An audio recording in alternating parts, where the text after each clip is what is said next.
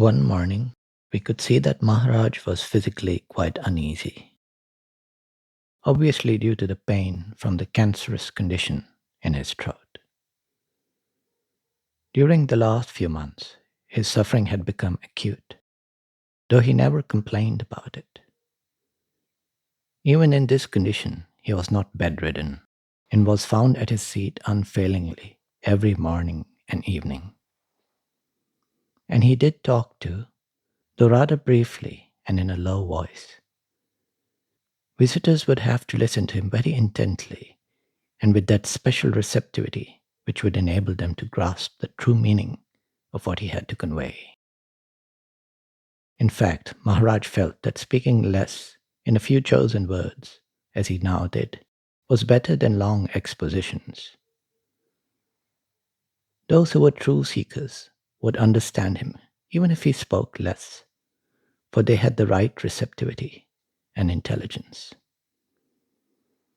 So it is perhaps just as well that I am not able to speak at length, Maharaj would say.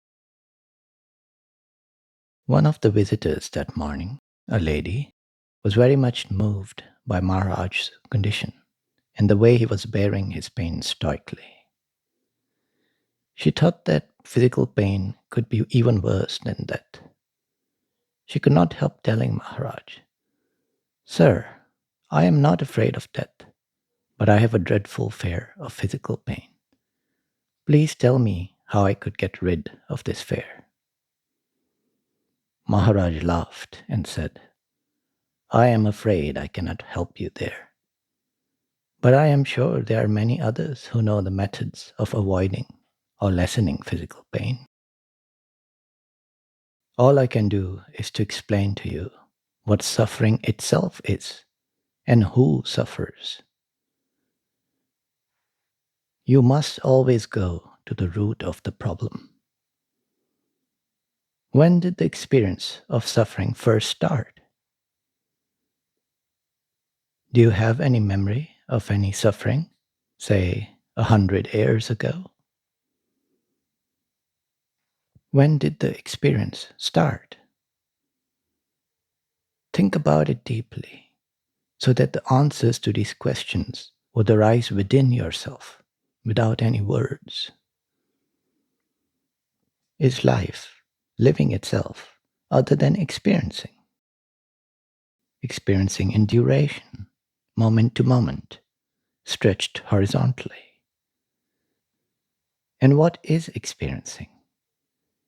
Is it not reacting to an outside stimulus, which is interpreted through the senses as an experience, pleasant and acceptable, or unpleasant and not acceptable? One does not experience suffering.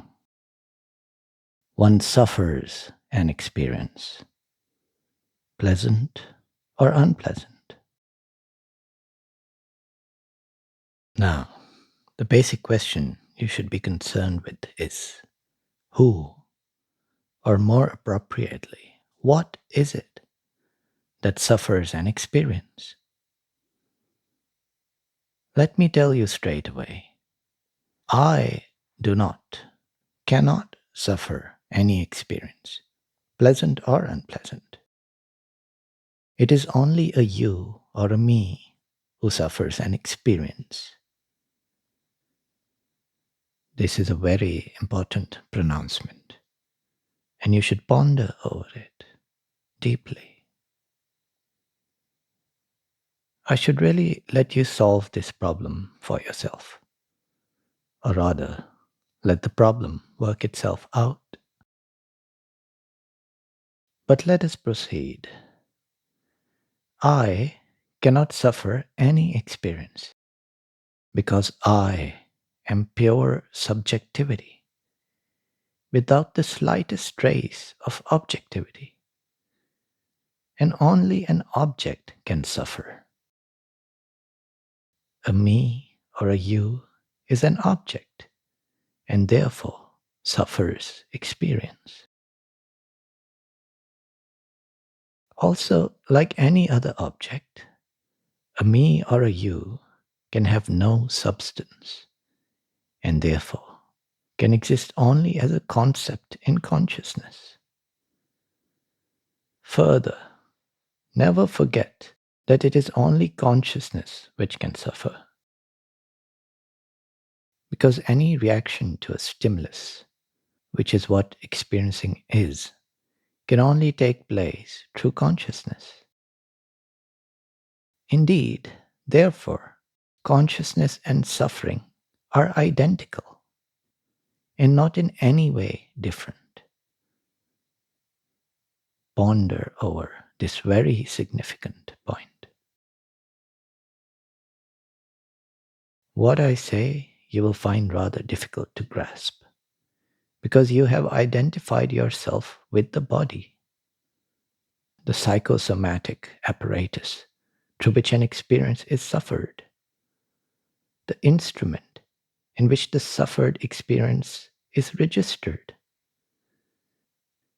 You have lost your identity with pure subjectivity, the absolute that you truly are, and have mistakenly identified yourself with the objective me. Therefore, you say, I suffer, and therefore you are bound. Do you understand what I have been saying? I am aware of my true identity as intemporality, infinity, subjectivity. Therefore, I do not and cannot suffer.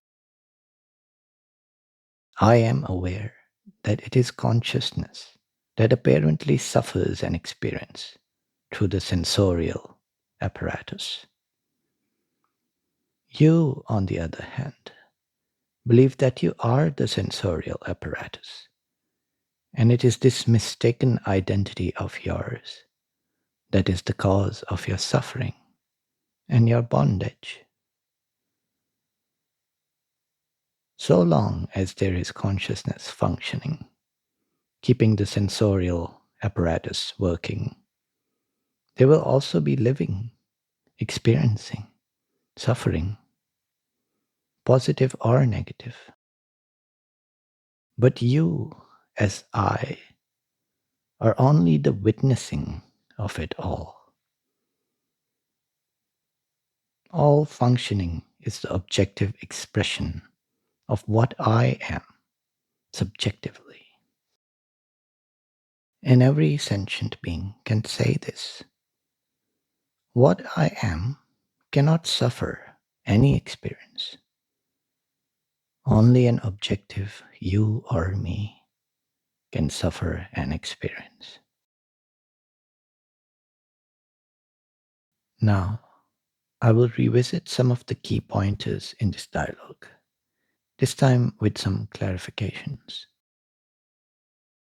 Much of what is being expressed here should sound familiar, but some of it is just mind boggling. Because this is how suffering is viewed without the usual sense of self, without the sense of being a person or a thing that is suffering. You can see things this way too. Just start by looking at your own life. Hasn't it been heaven and hell packaged into one? It's just not possible to have one without the other. To experience is to suffer. No one is born laughing. Birth is traumatic, both for the mother and the child. Life begins with suffering. Suffering does not just mean pain. Experience itself is suffering. The difference is only in the degree. One does not experience suffering. One suffers an experience, pleasant or unpleasant? Do you have any memory of suffering, say 100 years ago? When did the experience start? It began with life, with consciousness. But you cannot hate consciousness itself. You can only hate the pain and anguish or your own self image. But you can't hate consciousness itself. Because consciousness in itself is most dear to you. Even a parent that has lost their child, if you ask them if they would rather never have had their child, they would say that they would do it all over again. Why? For love. Just to have met you, to be with you, to have known you. Suffering is the price of love, and so we bear it.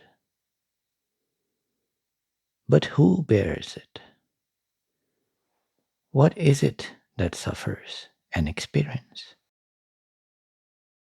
Once you know what suffering is and what it is that suffers, you will find the strength to bear anything. An experience is always suffered as a subject, but that subject too is an object in consciousness. Just as the dream character is part of the dream, the subject too is only an object in consciousness. That is what Nisargadatta means here, that only an object can suffer. The subject, the dream character, can suffer. But that subject too is just an object in the dream. That is not truly I. That is not what the sages consider I. That is not what you are in reality. The actual I, the absolute, the true self, is pure subjectivity, the supreme reality, what is present prior to experience and allows for experience to arise. Pure subjectivity, without the slightest trace of any phenomena, any subjects or objects. If you look carefully, that is what you are when experience appears. That is bliss. The nature of self is bliss. Only with the arrival of consciousness there comes the knowledge I am. And only then there is experience and suffering. The two are co-termed. They are identical. And with that, the idea of a me or you, the object that suffers. But since all objects arise in consciousness and are in fact subjective phenomena, they have no substance,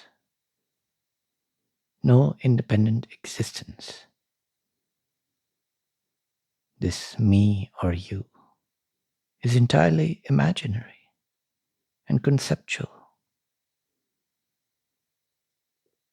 So while there is no cure for physical pain, there is a peace to be had, an unbinding of your identity with the transient and the imaginary.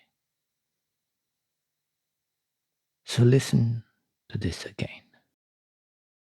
What I say you will find rather difficult to grasp because you have identified yourself with the body, the psychosomatic apparatus through which an experience is suffered, the instrument in which the suffered experience is registered.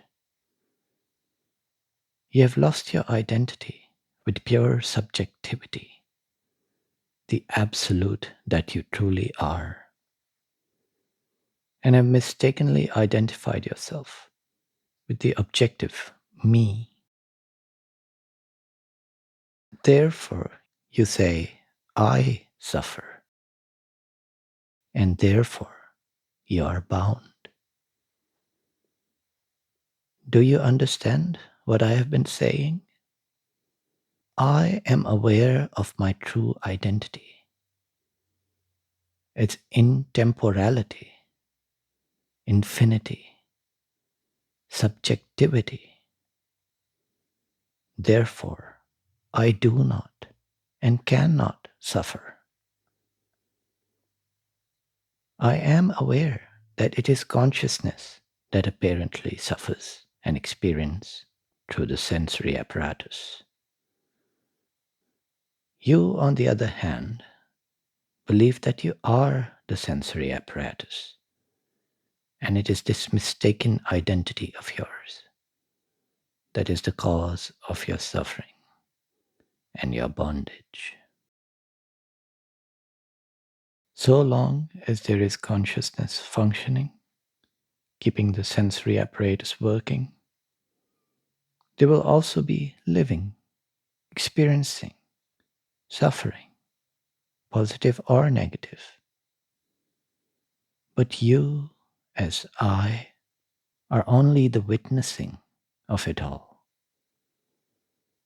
All functioning is the objective expression of what I am subjectively. And every sentient being can say this. What I am cannot suffer any experience. Only an objective you or me can suffer an experience.